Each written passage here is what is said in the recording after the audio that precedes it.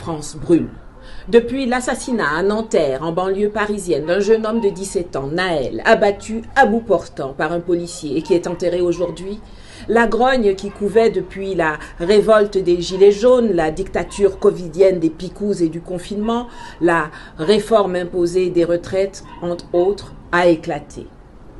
Alors vous êtes fondé de vous demander pourquoi moi, Nathalie Yamb, j'en parle. Eh bien, je vais vous le dire. D'abord, parce que je suis contribuable française. Oui, en tant qu'utilisatrice bien involontaire d'une monnaie gérée par le Trésor public français, imprimée et stockée à la Banque de France, une monnaie et de l'or qui finance le développement de la France et le bien-être des Français, je suis concernée.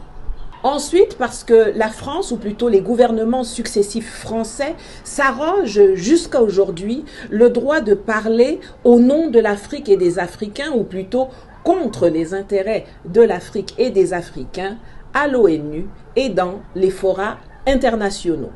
Ils s'arrogent le droit de fourrer leur long nez dans tout ce qui concerne notre continent. Alors, étant donné que tous les hommes sont égaux, il n'y a aucune raison que je me prive du droit de fourrer mon large nez dans les affaires françaises aujourd'hui, n'est-ce pas?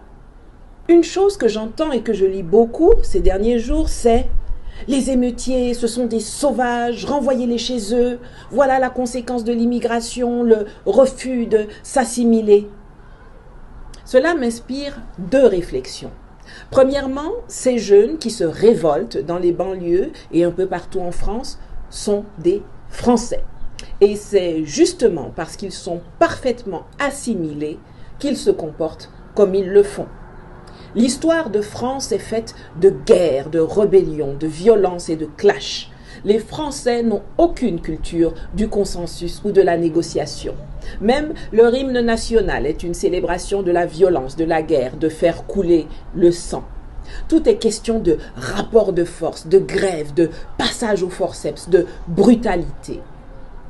De la même façon qu'ils prenaient leurs pieds en tranchant la tête de leurs semblables chez eux ou en les brûlant sur des bûchers, les esclavagistes puis colons français sont arrivés en Afrique depuis le XVIIe siècle dans la violence, en pillant nos ressources et nos biens cultuels et culturels, en saccageant nos rites, nos coutumes, nos traditions, en violant nos femmes, en versant le sang et en tuant nos ancêtres, en jetant les plus vaillants dans les cales de bateaux pour les vendre ou les utiliser comme esclaves. Ces jeunes, ou plutôt les jeunes issus de l'immigration parmi les révoltés, parce qu'il n'y a pas que, se comportent donc bien comme des Français qui sont parfaitement adaptés à la France, à ses usages, à sa culture et à ses valeurs. J'en veux pour preuve qu'en Algérie ou au Maroc ou ailleurs, ils n'agissent pas comme ça. Deuxièmement, aucun pays qui s'est construit sur la colonisation, qui continue d'occuper des territoires à des milliers de kilomètres de ses frontières, n'a le droit de se plaindre de l'immigration. Mais il est vrai que les Éric Zemmour, Marion Maréchal, Éric Ciotti, Marine Le Pen, Jordan Bardella et tant d'autres n'auraient aucun avenir politique s'il n'y avait plus d'émigrés en France. Sans l'immigration, certains d'entre eux n'existeraient même pas. En plus des scènes qui font passer Bakhmout pour un havre de paix, au fait, vous avez remarqué que Poutine, Wagner, l'Ukraine, le sentiment anti-français ont disparu de l'actualité sur leurs médias? J'ai vu des zèbres, des lions et d'autres bêtes sauvages se balader dans les rues de France, ce pays qui exposait nos aïeux dans des eaux humaines.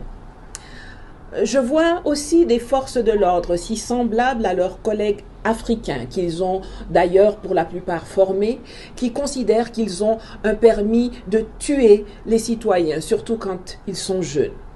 Des forces de l'ordre françaises dont le racisme est connu du monde entier, comme en atteste la déclaration du Haut-Commissariat de l'ONU aux droits de l'homme il y a quelques jours. Tout ça porte un nom, le karma. Partout dans le monde, quand il n'y a plus d'espoir ou pas de justice, il ne peut pas y avoir de paix. Dans le jardin d'Éden, français comme ailleurs. Emmanuel Macron, qui n'est pas capable de gérer la France, c'est lui qui veut gagner la guerre en Ukraine ou sauver les Africains et la planète. Arrête la coke Oublie-nous et occupe-toi de ton pays qui sombre, Manu. Au fait, les habitants de Benghazi, de Tripoli, de Bamako, de Garoua, de Ouaga, de Bangui vous passent le bonjour. Une sagesse bantoue dit que quand tu t'attelles à préparer la guerre civile chez les autres, il se peut qu'elle survienne d'abord chez toi. Bisous.